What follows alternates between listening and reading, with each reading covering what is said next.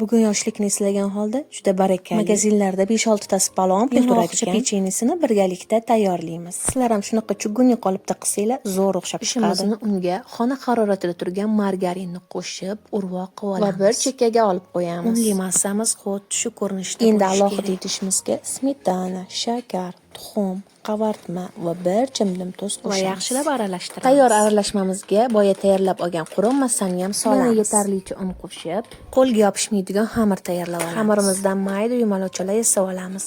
Har bitta yumalocha xamirimizning og'irligi 6-7 grammdan bo'lishi kerak. Shunda yong'oqchalarimiz shakli juda ham chiroyli, buzilmasdan chiqadi. Endi yong'oqchalarimizni birin-ketinlikda pishirib olamiz. Avval baland gazda qolipimizni yaxshilab qizdirib olamiz va gazni pasaytiramiz. Xamirlarimizni qolipimizga joylab, yaxshilab bostiramiz va qo'limizda 10 sekund ushlab turamiz.